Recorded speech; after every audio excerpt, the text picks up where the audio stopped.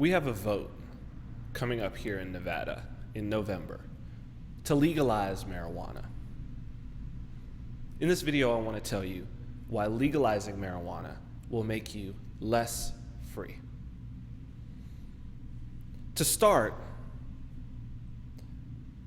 I want to reference a scene in a movie that I actually think is a fantastic exploration of the stateless society and the state. It's a movie from 2007, Bury My Heart at Wounded Knee. It's a story of Sitting Bull and that whole story of the Lakota coming onto the reservation and the massacre at Wounded Knee, which is towards the end of the movie.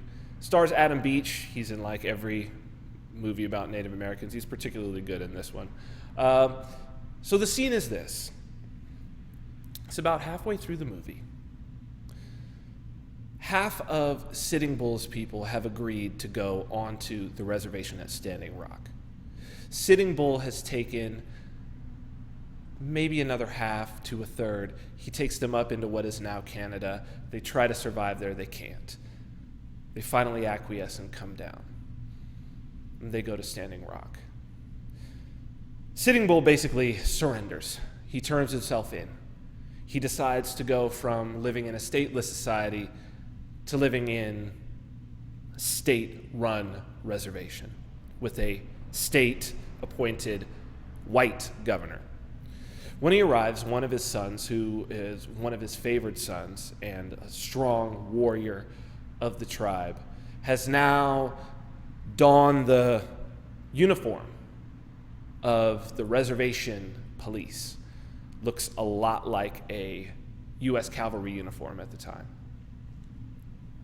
Sitting Bull goes humiliated, gets his little rations and the clothes that they give him and a blanket.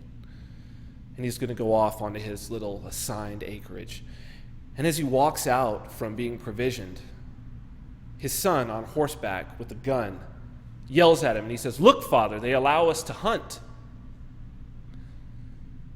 And he's on the outside of a giant pen. And they release a bull into the pen. And he starts yelling, doing a war yell,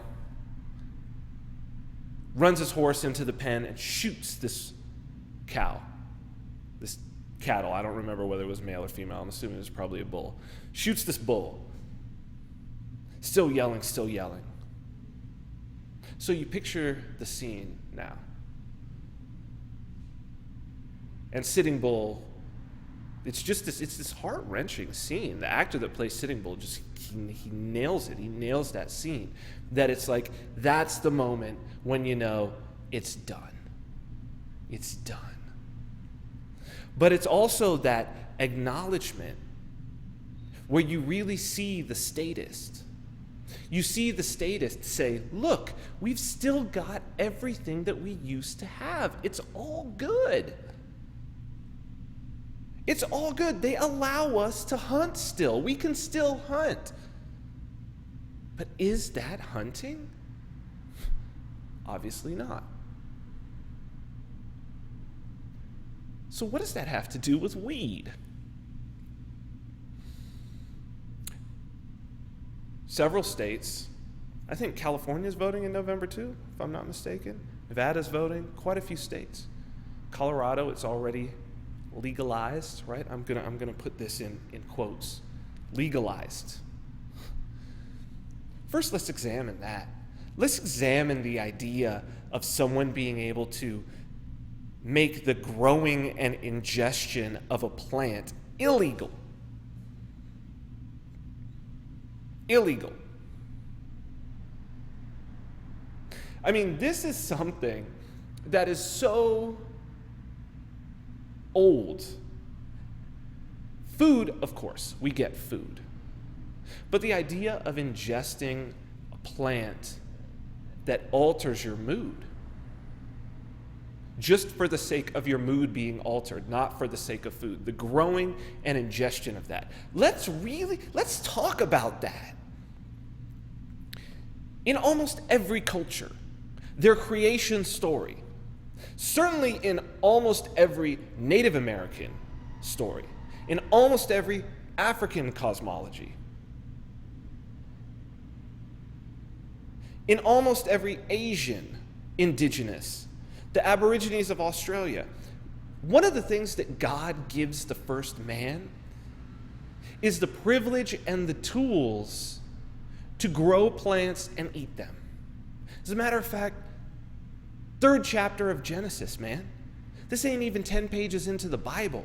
The first man on earth, Adam, God tells him you're going to go till the fields and you're going to eat from the fields. You're going to grow plants and you're going to eat them. And just 2 chapters later, our boy Noah, after surviving the flood, the first thing he does is plant a vineyard and then gets drunk. So we know that growing plants if we're talking about our Western culture, Judeo-Christian Islamic culture, growing plants simply to alter our consciousness is a part of the game. And it's something that's given to us by God, by our Creator. It's a right. So can someone take your rights? That's 9th Amendment right there. That I'm assuming the founders probably it didn't even register to them that wait, you're telling me somebody could actually, we would never make a law against somebody making their own wine or making their own beer. That's insane. Who would ever make a law against that? Who would make a law regulating the consumption of this shit? By you going and voting, first for the medical, right? Then for the full legalization, which is actually just regulation and taxation. Full taxation of something that before that time was, it was for so many people their own personal rebellion, their own personal chance, either on a daily or a weekly or an occasional basis, to be in control of their own body.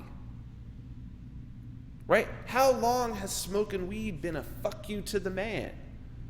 Has it been an acknowledgement of your own humanity?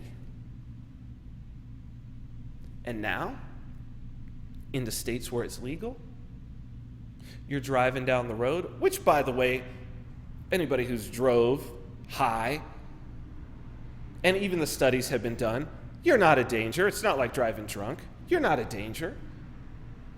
Now they can pull you over and swab you. Swab your saliva.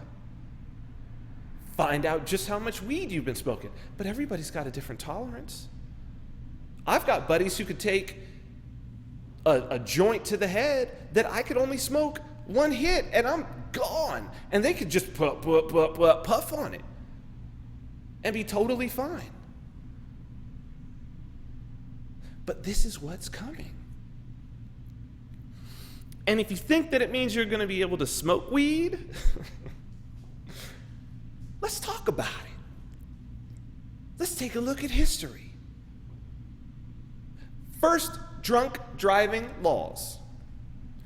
1906. New Jersey, New York. What was the blood alcohol content that they were looking at where they were like, you're drunk at this blood alcohol content? 0.15. What is it in almost every state now? 0.08. Half. Cut that shit, boom! +1. Right? And now, in 2013, federal government suggested, no, lower that, 0.05, which is damn near, again, half +1. Now, at 0.08, some people are really fucking drunk. At 0.05, I really don't know how many people are. I think I'd get in a car with almost anybody who's got a 0.05 blood alcohol. but it's just another chance to pull you over, exercise control, and then you're going in and you're paying some fines. Now, with most DUI, you're going to pay a DUI attorney, and you're going to go pay some fines. And you think this isn't going to happen with legalizing weed? When it was illegal, so long as your car didn't stink and you had some Visine and you didn't have any on you, you could be high as fuck and get pulled over. I mean, that's not a good feeling, right? That's the paranoia to the max, but you weren't being pulled out and swabbed. This is another way to control you. And you still can't grow it. Now you really can't grow it. And now there won't be anybody who's really got your back on growing it.